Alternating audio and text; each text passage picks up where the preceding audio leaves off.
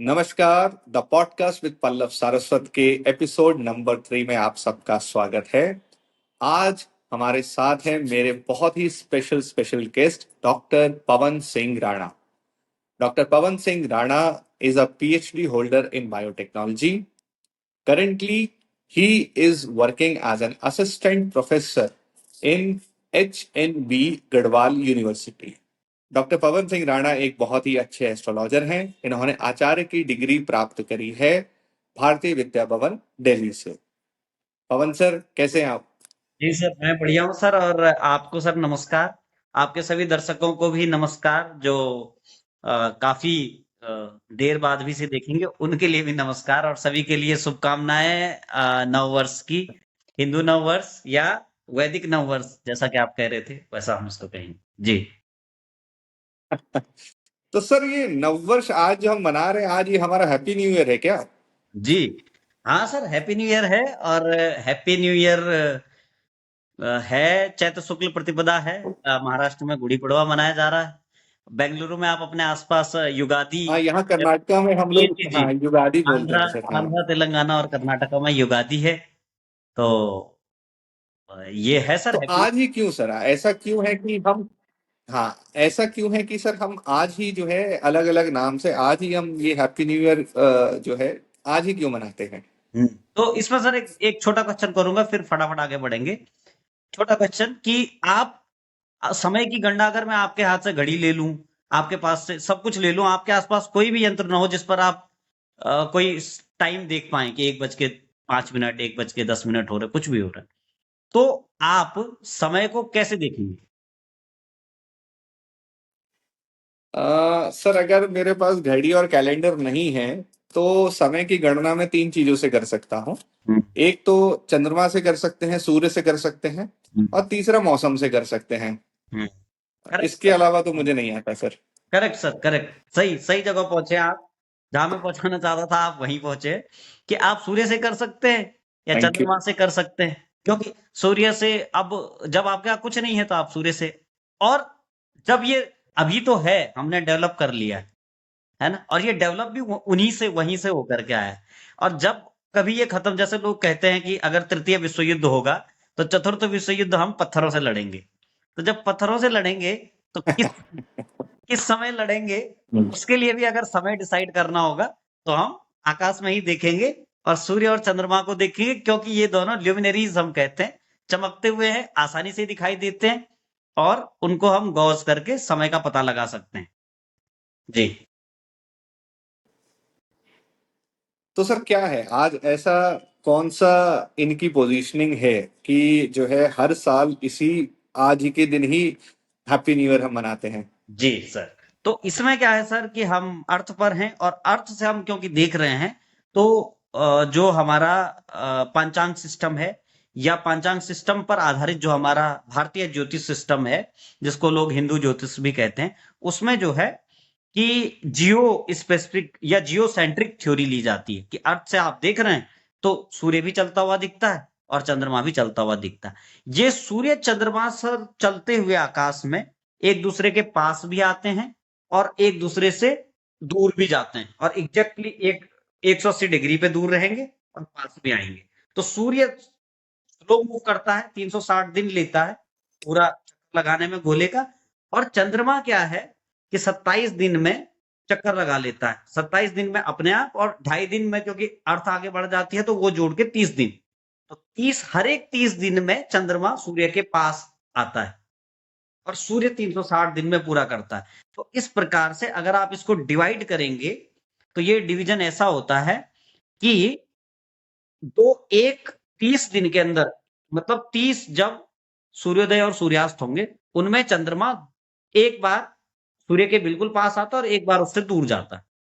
तो इस प्रकार जब दूर जाता है तो पूर्णिमा चंद्रमा हमको दिखाई देता है, सूर्य का प्रकाश पड़ता है, चमकता है, हम उसे पूर्णिमा कहते हैं। और जब सूर्य के पास आता है तो चंद्रमा सूर्य की रोशनी में छुप जाता है, दिया दीपक तले अंधेरा जैसे कहते हैं। तो चंद्रमा आता है और सूर्य की रोशनी इतनी तीव्र है, दिखाई नहीं देता है, ये अमावस्या हो गई सर। तो जो ये चक्कर लगा रहे हैं जिस गोले का, वो पूरा गोला उसको भचक्र कहा जाता है, जोडियक जिसको कहते हैं, जोडियक साइकिल। और उस साइकिल में सर हमने जो है तारे के जोडिएक। कुछ समूह हैं, 27 समूह हैं, उनको मान लिया गया है, उनको नक्षत्र कहते हैं। और उन नक्षत्रों का बैकग्राउंड लेकर के हमने रेफरेंस बिंदु उनको बनाया है, जिनको ये चलते हैं। हम ये कहते हैं कि आज इस नक्षत्र पर है, कल इस पर है, परसों इस पर है। इसी प्रकार इस प्रकार के 27 नक्षत्र हैं। इनका सूर्य भी चक्कर लगा रहा है। सूर्य को इनमें से नक्षत्रों के समूह से राशियां बनती हैं, 12 राशियां हैं। तो जो 12 राशियों में जो नक्षत्र बटे हम्म। हुए हैं, उनको पार करने में, सूर्य को एक राशि हम्म। को पार करने में 30 दिन के आसपास लगते हैं। और चंद्रमा 2.25 यानी कि 2 पूरे दिन, अर्थ के 2 पूरे दिन, और उसका 1/4 भाग इतना लगता है। तो अलग अलग जी। नक्षत्र के पास ये, जैसे सूर्य भी आगे बढ़ रहा है, चंद्रमा फिर आएगा वापस घूम के, फिर सूर्य आगे बढ़ गया, तो 30 दिन बाद या तो वो सूर्य के पास आएगा, या ठीक 30 दिन बाद वो उससे दूर जाएगा। तो इस प्रकार से एक महीने में दूर दो जाए। ऐसी घटनाएं होती हैं। एक महीने में 2 बार, 30 दिन के अंदर 2 बार ऐसी घटनाएं होंगी, जब वो या तो पास आएगा, मतलब एक बार पास आने की, एक बार दूर जाने की, 2 घटनाएं। ये 2 घटनाएं सर इसका आधार है। जिन नक्षत्रों के पास पूर्णिमा पड़ती है, उनके आधार पर हमने महीनों के नाम दिए हैं। जिस इस महीने में सर, क्योंकि पूर्णिमा जो अभी पड़ी नहीं है, अब पड़ेगी। ठीक 180 डिग्री जब चंद्रमा पहुंचेगा, तो वो जिस नक्षत्र के पास पहुंचेगा, वो चित्रा होता है, वहां पर पूर्णिमा होगी। तो ये महीना चैत्र का महीना है। जी सर। Thank you sir. तो अ, चैत्र के महीने में जब शुक्ल पक्ष की प्रतिपदा पहली तिथि होगी, मतलब कि जब चंद्रमा सूर्य से करीब 1 डिग्री आगे निकलेगा, उस तिथि में चैत्र माह में हमारा नववर्ष होगा। जी करेक्ट सर, ये है sir correct explanation Chaitra sir, शुक्ल प्रतिपदा का। जी। थैंक यू सर, मैं सीख रहा हूँ सर। जी। नहीं सर सर, एक हम सही बात सीख रहे हैं। बताएं सर, जैसे अभी अब सर एक एक ये बात बताएं, अब ये तो इस्टेब्लिश हो गया कि चलिए हम लोग जो है सेलेस्टियल बॉडीज को, या हमारे जो प्लैनेट्स और या ग्रह हैं, उनके आधार पर हमने अपना कैलेंडर या अपने टाइम की साइकिल को डिसाइड किया जी है। जी जी। अब इसका सर किसी व्यक्ति के डेली, मतलब दैनिक काम करने के उस पर कुछ असर पड़ सकता है क्या? उसमें हम कुछ ऐसा डिसाइड कर सकते हैं? सर देखिए, बहुत सिंपल है। हमारा जितना भी सिस्टम डेवलप हुआ है, पूरी भारतीय गणितीय पद्धति या वैदिक गणितीय पद्धति, और उस पर बेस्ड जो पांचांग हमने बना है, ये सारी सर जो मनुष्य की बेसिक नीड्स हैं, वहीं से निकल के आती है। और जो उसके आसपास होता है, वहीं से निकल करके आता है और वहीं से बनता है। अब देखिए सर, आपको जब आज हम चैत्र शुक्ल प्रतिपदा आज मना रहे हैं, जिसको जो कि अगर आप अंग्रेजी कैलेंडर या सामान्य तौर पर अभी जो ग्रेगोरियन कैलेंडर है, इसमें जाएंगे तो आपको 19 मार्च 2026 को कोई विशेष परिवर्तन, मतलब ऐसा कुछ पता नहीं चलेगा आपको इस डेट से। लेकिन जैसे ही मैं चैत्र शुक्ल प्रतिपदा कहूंगा किसी भी भारतीय व्यक्ति से, जिसने थोड़ा भी अगर वो भारतीय कल्चर में रमा बसा है, तो आप उससे कहेंगे चैत्र शुक्ल प्रतिपदा है, तो एक बात वो आपसे पक्का पूछेगा कि बसंत ऋतु होगी, है ना सर? बसंत ऋतु, राइट। स्प्रिंग होगा, स्प्रिंग सीजन। तो सर हमारे यहाँ क्या है, जब स्प्रिंग सीजन आता है, वहां से हम जी। साल का शुरुआत मानते हैं। स्प्रिंग सीजन से चल रहे हैं, स्प्रिंग के बाद समर्स, मतलब बसंत, ग्रीष्म, और हम स्प्रिंग। तो ये स्प्रिंग सीजन जैसे जैसे बढ़ता जाएगा, उसी प्रकार से, इसी तरह से पूर्व में भी नक्षत्र बदलते रहे हैं। वर्तमान में हम चित्र पक्षीय गणित का प्रयोग करते हैं, यानी कि चित्रा नक्षत्र में पड़ने वाली पूर्णिमा को प्रथम महीना मानते हैं। तो ये है सर इसका रीजन। और बसंत ऋतु है सर, तो आप समझ सकते हैं ऋतुओं से मनुष्य का कनेक्शन। नहीं नहीं सर, मैं आपसे जो क्वेश्चन मैं पूछना चाह रहा हूँ सर, वो ये है कि अब जैसे ये नया संवत्सर लगा है, संवत्सर 2083, जी। तो एस्ट्रोलॉजिकली इसका किसी एक कॉमन मैन, मान लीजिए मेरे लाइफ पर हम्म इसका जो असर पड़ेगा, उसका हम एस्ट्रोलॉजिकली एनालिसिस सर हम कर सकते हैं क्या? अच्छा, आप सर मतलब एस्ट्रोलॉजिकल एनालिसिस की बात कर रहे हैं? जी, अवश्य सर, बिल्कुल कर सकते हैं, क्योंकि वैदिक ज्योतिषीय पद्धति में इन्हीं जो ग्रह हैं, इनकी गणनाओं के आधार पर हम लोग एक कुंडली, आपने सुना होगा, कुंडली एक तैयार करते हैं, जिसे हॉरोस्कोप लोग कहते हैं या चार्ट कह देते हैं आजकल। तो वो हम तैयार करते हैं और उसके आधार पर हम जो है आगे की प्रिडिक्शन करने की कोशिश करते हैं। मतलब एक प्रोबेबिलिटी आप उससे बना सकते हैं। एक तरीके का सर हमने टूल डेवलप किया है, जहां पर हम ग्रहों की पोजीशंस के आधार पर, फिर भविष्य में क्या पोजीशन होगी ग्रह की और स्थितियां कैसे बदलेंगी उस पोजीशन से, वर्तमान स्थितियों पर क्या फर्क पड़ेगा, वो हम कर सकते हैं, अवश्य कर सकते हैं सर। और इसके लिए हमको चार्ट हॉरोस्कोप बनाना पड़ेगा चैत्र शुक्ल प्रतिपदा का। तो इसको क्या कहते हैं सर, चार्ट को? ये चैत्र शुक्ल प्रतिपदा का, या सूर्य प्रवेश कुंडली कहते हैं, क्या कहते हैं सर इसको? जी, ये सर, इसको सर, क्योंकि सूर्य प्रवेश कुंडली तो नहीं कहेंगे, इसको हम कहते हैं सर सीएसपी चार्ट, चैत्र शुक्ल प्रतिपदा का चार्ट। 6:54 AM का चार्ट है ये। जी। तो सर स्टार्ट करते हैं फिर इसका। मतलब ये बहुत सिक्स इंटरेस्टिंग फिफ्टी है कि 6:54-59 होगा, कि जितना मुझे। एस्ट्रोलॉजिकली। जी। हाँ जी sir, 6:53-59 sir. 53-59, yes correct sir, exact 1 minute आगे उसी समय। जी। जी सर। तो सर इसका एनालिसिस स्टार्ट करते हैं कि पॉलिटिकल और सोशल एस्पेक्ट का। सर सबसे पहले आप बताएं कि ये जो नया संवत्सर लगा है 2083, जी। इसका क्या पॉलिटिकल सोशल एस्पेक्ट क्या रहेगा सर? मतलब मेरे आपको जीवन पर, या मान लीजिए एज एन इन्वेस्टर या इकोनॉमिक वगैरह। Correct sir, correct. तो क्योंकि सर पॉलिटिक्स ही डिसाइड करती है कि इकोनॉमिक्स कैसे चलेगी, या इकोनॉमिक्स डिसाइड करती है पॉलिटिक्स कैसे चलेगी, और बिल्कुल। फिर ज्योग्राफी उसमें आ जाती है, और ये सारा मामला ज्योग्राफिकल है। तो चलिए, तो सर इसमें ये जो चार्ट बनता है, जी इस बार का जो चार्ट हमारा बना है, उसमें मीन जी लग्न उदित हो रहा है। लग्न मतलब पूर्व दिशा में जो लग्न उदित होगा, जी। उस समय पर वो आपका लग्न हो जाता है। मीन लग्न उदित हो रहा है, और मीन ये हमेशा मीन में ही होगा, ये संयोग चैत्र शुक्ल प्रतिपदा का मीन में ही होगा। लग्न तो बदलते रह सकता है, लेकिन मीन में ही होगा, क्योंकि सूर्य मीन में होंगे। तो सूर्य चंद्रमा, अब सर 4 ग्रहों का योग बन रहा है लग्न में ही। 4 ग्रहों का योग बन रहा है, जिसमें कि जो बाकी 2 ग्रह हैं, सूर्य चंद्र के अलावा शनि और शुक्र है मीन राशि में। शुक्र सर मीन राशि में उच्च स्थिति में माने जाते हैं। मीन राशि उनकी उच्चत्व की राशि मानी जाती है यहाँ पर। और शनि जो है, वे 12वें भाव के कारक भी माने जाते हैं। कालपुरुष कुंडली जब आप बनाते हैं, मेष लग्न से शुरू करते हैं, तो 12वें भाव के कारक भी माने जाते हैं।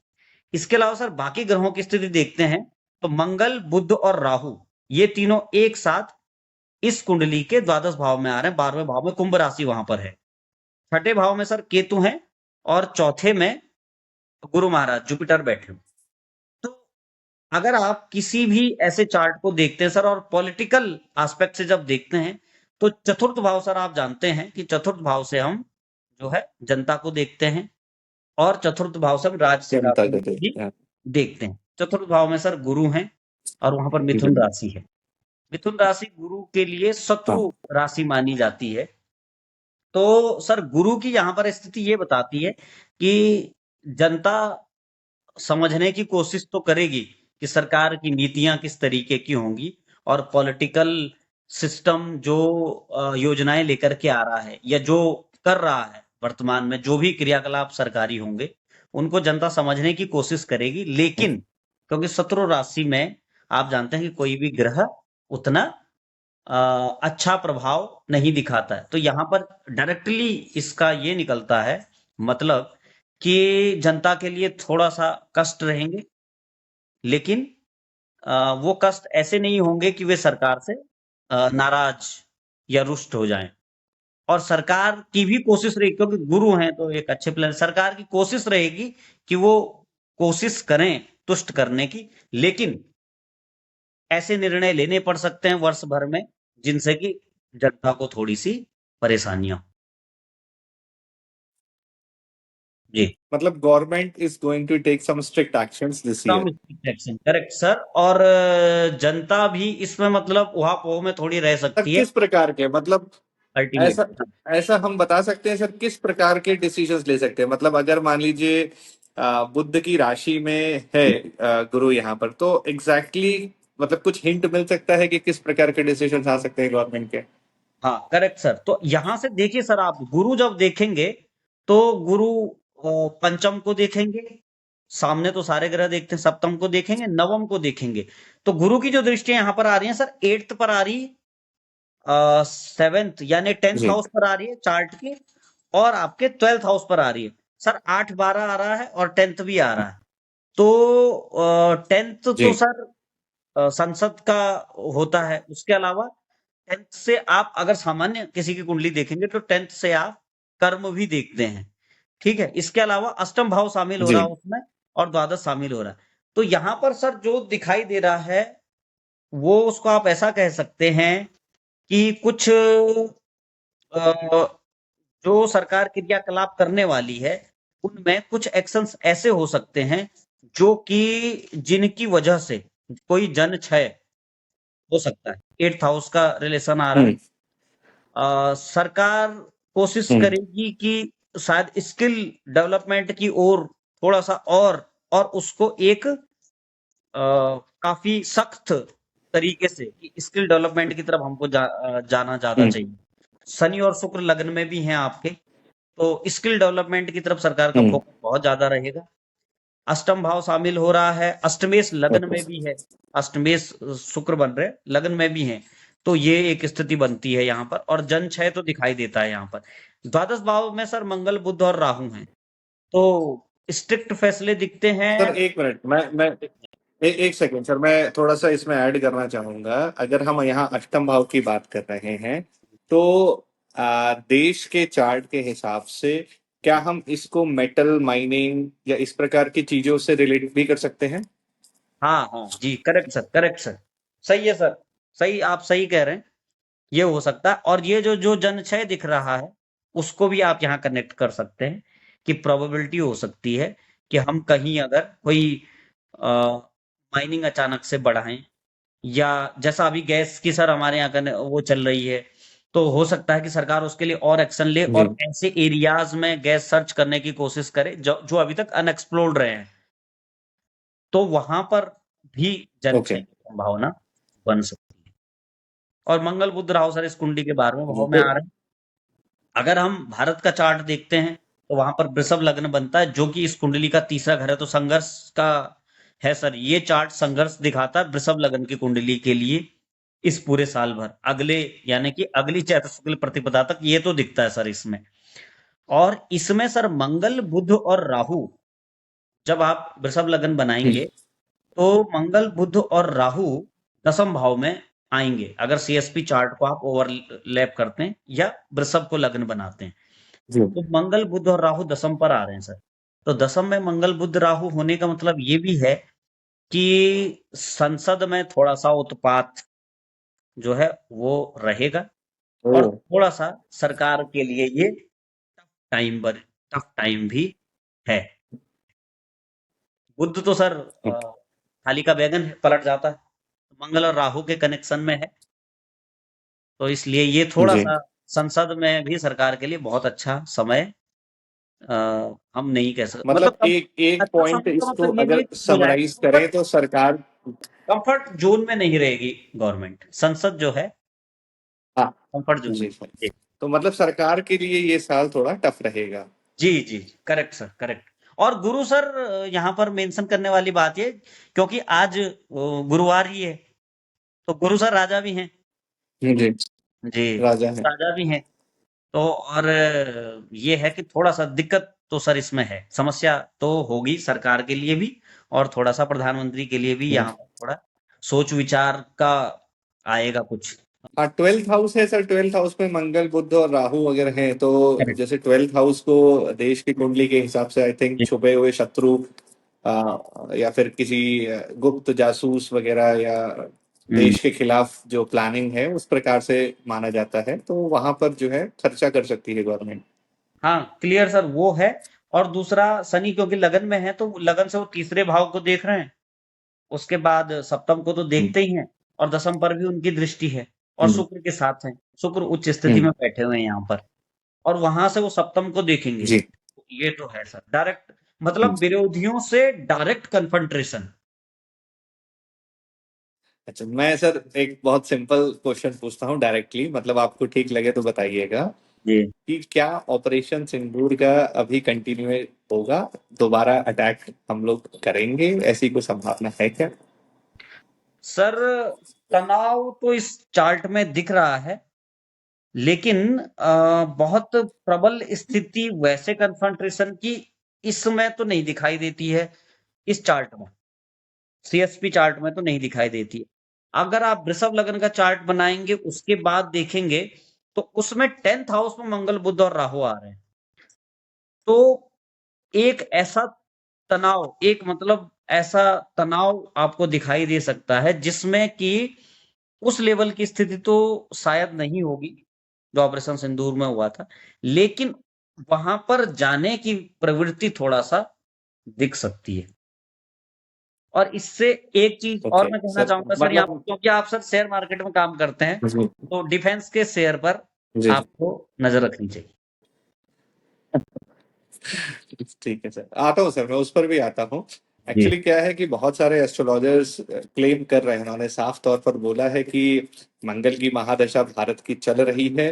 हाँ। और इस साल में बोला ही है कि इस संवत्सर में, मतलब 2083 में, कि भारत जो है कई फ्रंट्स पे वॉर लड़ेगा, ओपनली शायद पाकिस्तान से लड़े, और हो सकता है शायद चाइना का भी सामना करना पड़े। जी जी जी जी अब जी। मुझे उतना ज्ञान तो नहीं है, लेकिन उन्होंने बोला है तो मैं आपके सामने रख रहा हूँ कि क्या इस प्रकार की कोई संभावना है? मतलब ये चैत्र शुक्ल प्रतिपदा वाली कुंडली में तो शायद ऐसा नहीं दिख रहा है। इसमें सर एक डायरेक्ट, हाँ, एक इसमें सर डायरेक्ट कन्फ्रंटेशन इस चार्ट में नहीं दिखता।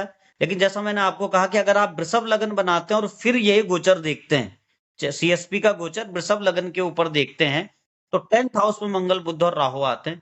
वहां से मंगल की दृष्टि सर चतुर्थ, मंगल जो है भूमि कारक हैं, उनकी दृष्टि चतुर्थ पर भी जाती है, जी वहां से लग्न पर भी आती है। जी इसके 12वें में है तो वृषभ जी लग्न पर आ रही है। तो ये तो दिख जी। रहा है सर, ये इस तरीके से वृषभ लग्न से तो ये स्थिति दिखती है। लेकिन ये गेन कब होगा, कैसे होगा, ये कहना इस सीएसपी चार्ट से थोड़ा सा मुश्किल है, बहुत क्लियरली तो नहीं। लेकिन फिर भी अगर इसको आप आगे बढ़ाएंगे तो फिर भी दशा के हिसाब से भी अगर आप देखेंगे, जो मैंने पहले एक बार देखा था दशा, तो दशा अनुसार सितंबर अक्टूबर के आसपास ये कन्फ्रंटेशन थोड़ा बिल्ड होके ऊपर पहुंच सकता है। लेकिन डायरेक्ट जो दिख अच्छा। रहा है वो सीएसपी से तो नहीं दिखता। हाँ, लग्न कुंडली से दिखता है, और गेन भी मंगल की दशा में दिखता तो है। जी।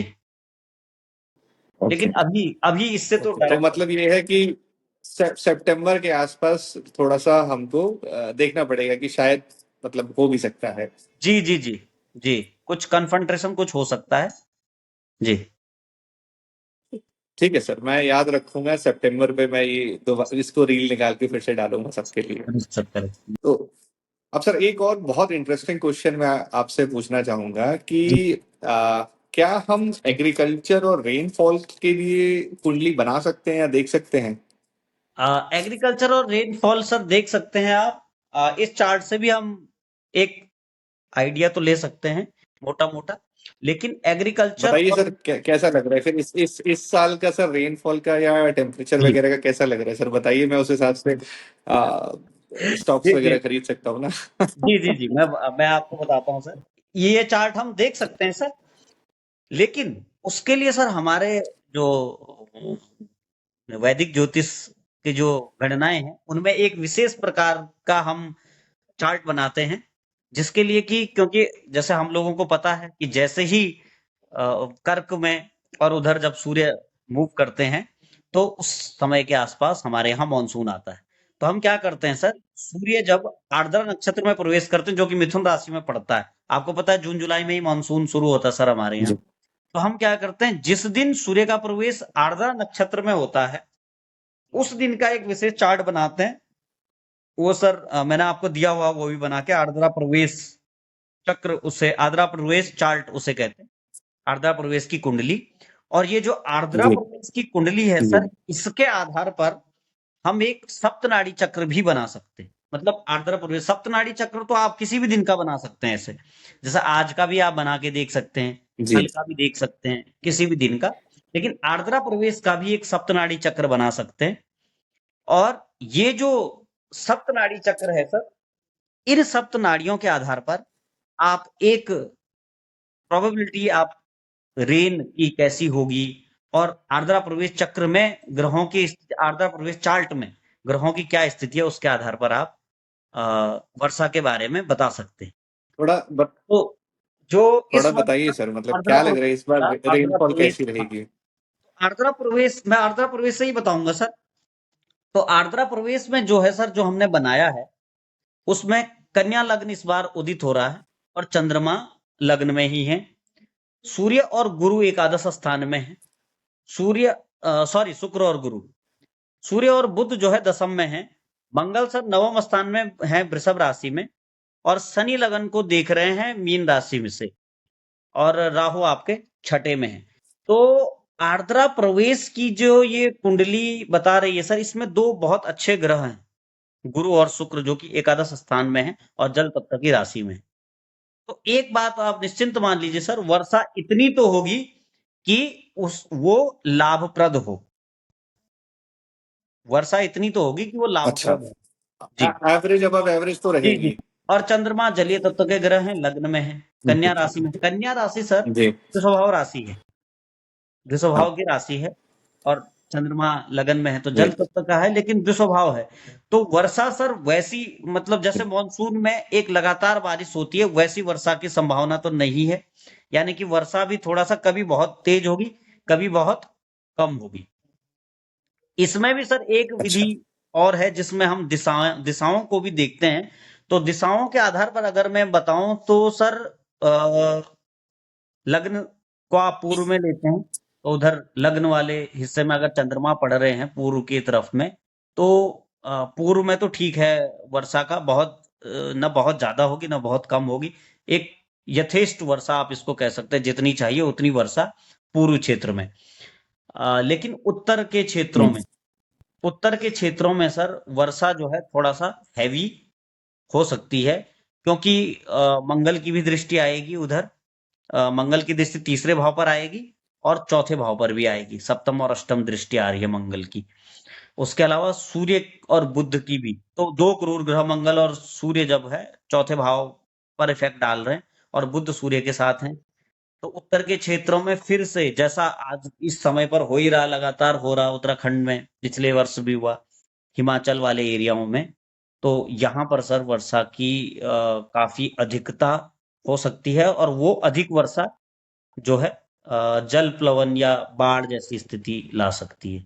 लैंडस्लाइड्स के खतरे हैं सर हिमाचल ओ। और अच्छा। जी, और जम्मू को भी आप उसमें ऐड कर सकते नॉर्थ नॉर्थ ईस्ट में। हैं। जी जी जी जी, ये है सर। और बाकी ओवरऑल कैसा रहेगा सर, मतलब फसल वगैरह सब ठीक रहेंगे? ओवरऑल सर, ओवरऑल तो ठीक है सर, ओवरऑल ठीक है। अ, लेकिन इसमें आप कह सकते हैं कि क्योंकि मैं मतलब एकादश स्थान को ज्यादा अ, उससे देख रहा हूँ, एक अच्छी दृष्टि से देख रहा हूँ। वहां पर कर्क राशि है, क्योंकि कुंडली का एकादश स्थान आपको पता है कि इच्छा पूर्ति का स्थान होता है, और हम उसी के लिए देख रहे हैं। तो एकादश स्थान में जल तत्व की राशि है और दो शुभ ग्रह है। तो ओवरऑल मान के चलिए आप, ये सर अच्छा समय रहेगा। और मॉनसून के बाद इकोनॉमी जैसी भी हो, लेकिन थोड़ा सा बूम तो आना चाहिए। तो एग्रीकल्चरली मतलब फूड जो है, जो प्रोडक्शन रहेगा हम्म। वो ठीक रहेगा। जी जी जी, करेक्ट सर। अच्छा सर, फाइनल क्वेश्चन सर, मतलब मैं बहुत समय मैंने आपका ले लिया है, लेकिन एक क्वेश्चन मैं और पूछना चाहूंगा जी। कि ओवरऑल सर, जैसे भारत की इकोनॉमी है तो इकोनॉमी में कई सेक्टर्स होते हैं, जैसे मान लीजिए मेटल्स हो गए, प्रेशियस जी मेटल्स हो गए, जी। उसमें सर कोई पर्टिकुलर आपका अनुमान है? एक तो मैंने आपसे कहा सर बातचीत के दौरान ही कि मंगल बुध राहु, और जब आप सब लग्न से देखते हैं तो दसम भाव से गोचर कर रहे हैं। सीएसपी को जब आप देखते हैं तो द्वादश में है। तो मंगल बुध राहु, और डिफेंस की तरफ भारत की जी। दशा भी आपने, दशा की तरफ आपने इंगित किया, तो वो तो डिफेंस तो आपको देखना है सर। इसके अलावा सर, क्योंकि आप भी परिचित ही हैं, मंगल है राहु है, उसमें बुध भी हैं, तो व्यापार भी दिख रहा है माइनिंग से रिलेटेड। तो माइनिंग रिलेटेड सर, माइनिंग से ओके। रिलेटेड हो गया आपका। इसके अलावा सर जो सीएसपी चार्ट है, वहां पर पंचमेश चंद्रमा बनते हैं, जो कि लग्न में ही है, शनि और शुक्र के साथ हैं। तो लग्जरी वाहन वाला सेगमेंट जो है सर, उसको देखा जा सकता है। और लग्जरी मेटल्स अच्छा। ऑल्सो, लग्जरी मेटल भी, ये भी देखे जा प्रेशियस सकते मेटल्स वगैरह जो है, शायद हैं। हाँ गोल्ड। हाँ, गोल्ड सिल्वर वगैरह कुछ जो जी है। जी जी। और रियल एस्टेट सर सर। रुपी का क्या लग रहा है सर? मतलब आप मतलब ये मेरा पर्सनली, मेरे को ये थोड़ा जानना भी है कि जब तक रुपी का डाउनफॉल रुकेगा नहीं, तब तक जो है ऐसा लगता है कि शायद एफआईआई वापस भारत के इक्विटी मार्केट में शायद दोबारा इतने इंटरेस्टेड नहीं होंगे। हाँ, तो क्या लग रहा है सर कि अर्थव्यवस्था के लिए रुपी का थोड़ा सा स्थिरता या मजबूत होने की संभावना है इस साल? अब सर यहाँ पर कुंडली में जो है द्वितीय मंगल बनते हैं, और वो नवमेश भी हैं। तो जी। एक सम स्थिति हो जाती है, द्वितीय भाव थोड़ा सा मारक लेते हैं, लेकिन द्वितीय भाव आपके कोष को भी दिखाता है, तिजोरी को दिखाता है। वो जाकर के राहु और बुध के साथ बैठे हैं 12वें में। तो थोड़ा जी। एक अनसर्टेनिटी रहेगी कि कभी बहुत, मतलब आप बहुत सर्टेन नहीं हो सकते कि ऊपर ही जाएगा या नीचे ही आएगा इन कंपैरिजन टू डॉलर। और जा करके 12वें में बैठे हैं, और द्वादशेष जो है शनि, वो लग्न में बैठे हैं। तो ये स्थिति तो सर डेप्रिसिएशन की ही बनती है। थोड़ा स्थिति ये दिखती है कि रुपये की स्थिति डॉलर के मुकाबले ज्यादातर समय थोड़ा कमजोरी की तरफ ही रहेगी। गुरु भी सर शत्रु सरकार का राशि में है, खजाना जो है खाली होगा। संपत्ति कारक सर गुरु भी हैं। सोने के लिए हम गुरु को भी देखते हैं सर, वो शत्रु राशि में है सीएसपी चार्ट में। जी। हालांकि गुरु आगे बढ़ते हुए जी। मई के आसपास में, गुरु मई में जो है कर्क में जाएंगे। वो पंचम स्थान होता, वहां से एकादश उच्च को के जी। देखेंगे, वहां से एकादश को देखेंगे। तो जो अभी सर रिसेंट जो डाउनफॉल आया है रुपी में, वो तो सर कवर हो जाएगा मई के बाद। हम्म। लेकिन फिर भी उसके बावजूद सीएसपी चार्ट हमको ये कहता है, चैत्र शुक्ल प्रतिपदा का ये चार्ट ये कहता है हमको कि रुपये की स्थिति बहुत मजबूत तो इस वर्ष नहीं दिखेगी आपको। मोस्टली आप ये अच्छा। मान के चलिए कि आप लॉस में ही रहेंगे। पिछले सारे वर्ष भर शायद शायद 89 के आसपास रहा है सर। अ, आपको ज्यादा इसका वो होगा सर, 89 के आसपास पिछला रहा है ना सर? सर अभी हाँ 92.5 कुछ नहीं, क्रॉस कर गया पिछले है, वर्ष, तो पिछले मतलब वर्ष भर से मतलब आज। 92 काफी गया हाँ है। जी। 89 के आसपास था ना सर? जी। 89 के तो उसमें सर जी। आप जी। मान के चलिए कि वो 90 के आसपास जो है रहेगा अभी। जो स्थिति तो यही बता रही है, अभी बहुत स्ट्रांग होने के चांस तो नहीं। जी। अच्छा। तो सर थोड़ा समराइज करेंगे कि कैसा रहेगा, क्या रहेगा? ओवरऑल सर समराइज तो मैं ये करूंगा कि जैसा हमने शुरू से किया, कि एक तो सरकार थोड़ा अंडर प्रेशर रहेगी, और सरकार अंडर प्रेशर रहेगी तो वो जो नीतियां होंगी, वो नीतियां जो है जनता के लिए, जनता को भी बहुत रास तो नहीं आएंगी सरकारी नीतियां, जैसी स्थिति अभी चल भी रही है वर्ल्ड वाइड वही। क्योंकि हम अल्टीमेटली सारी हम्म। घटनाओं के साथ ग्रहों को जोड़ते हैं और फिर आगे के लिए देखते हैं। तो उसके हिसाब से भी बहुत अच्छी जी। स्थिति सरकार के लिए, कंफर्टेबल स्थिति नहीं दिखती है। सरकार के लिए कोई दिक्कत नहीं है, उनकी जी। योजनाओं के लिए बहुत कंफर्टेबल स्थिति नहीं दिखती है। उसके अलावा हमने पॉलिटिकल उसमें हम्म। बात करें तो जो विपक्षी दल है वो संसद में थोड़ा सा सरकार को कंफर्ट में तो नहीं रहने देंगे। हालांकि विपक्षी दल पॉलिटिकल एंड पर बहुत अच्छा नहीं कर पाएंगे, और बहुत बड़ा जो सेटबैक तो शायद उनको बहुत रिसेंटली लग सकता है आने वाले समय में, आने वाले रिसेंट में। इसके अलावा इकोनॉमी पर मैंने आपसे कहा सर कि हालांकि रुपया डेप्रिसिएशन में जाएगा, मॉनसून लेकिन ठीक रहेगा। वो इकोनॉमी को सेटल उसके थ्रू होने की कोशिश होगी। फसल हमारी अच्छी रहेगी सर। और इकोनॉमी मतलब कुल मिलाकर के रुपये का डेप्रिसिएशन होते हुए भी इकोनॉमी हमारी डाउनफॉल नहीं होगा। आपका रियल एस्टेट, मतलब कुल मिला के कुछ ऐसा खराब नहीं है, डरने की जरूरत नहीं है कुछ। थोड़ा बहुत शायद वॉर की संभावना शायद हो सितंबर में, वॉर पर की ओवरऑल संभावना जो है, बहुत होती है। अगर बहुत अच्छा भी नहीं करेंगे तो ग्लोबल परिस्थितियां देखते हुए अगर हम इस समय खराब ना भी करें तो वही बहुत अच्छा है ना सर। मतलब चारों तरफ आप देखें तो कहीं जी जी मिसाइल गिर रही, दुबई में मिसाइल गिर रही है, तो उससे जी अच्छा जी तो जी, बिल्कुल सर, भारत बिल्कुल। है ही अभी। सीएसपी चार्ट में सर हमारा जो है फायदा यही हुआ, एक तरीके का बेनिफिट सीएसपी चार्ट में जो दिख रहा है, क्योंकि शनि जो लगन में आ गए हैं, वे जो है एकादशेश और द्वादशेश जी दोनों। तो अगर जी ये मतलब आप इतना कमा लेंगे कि आप उतना खर्चा कर सके, तो आप वहीं के वहीं रहेंगे, बहुत स्थिति परिवर्तन जी नहीं होगी। तो बहुत मतलब निराश होने की आवश्यकता तो नहीं है अभी की स्थिति को देखते, धीरे धीरे करके सर स्थिति अच्छी होगी। अच्छा, क्योंकि शनि शुक्र हैं सर, तो और तो हम ये भी कह सकते हैं कि मे बी ये जो क्राइसिस अभी हुआ है ऑयल गैस का, इसको देखते हुए हमको कुछ जैसे सर पीछे पीछे समय में हम जानते हैं कि जम्मू कश्मीर में हमको लिथियम के भंडार मिले हैं। इसी तरीके से हमको गैस और ऑयल के जी और जिन रिजर्व्स पर या जिन एरियाज में अभी तक गवर्नमेंट ने सर्च करने की कोशिश नहीं की है, मे बी कुछ खबरें हमको ये आए कि गैस के नए रिजर्व्स और ऑयल के नए रिजर्व्स भारत में कुछ क्षेत्रों से मिले हैं। हालांकि अब उनमें माइनिंग फिर आगे जाकर के कब होगी और कब हम एक्सट्रैक्ट करेंगे वो अलग बात है, लेकिन ये सर दिखता है इस चार्ट में, क्लियर कट संभावना दिखती है, क्योंकि चंद्र जी। शनि और शुक्र तीनों लग्न में।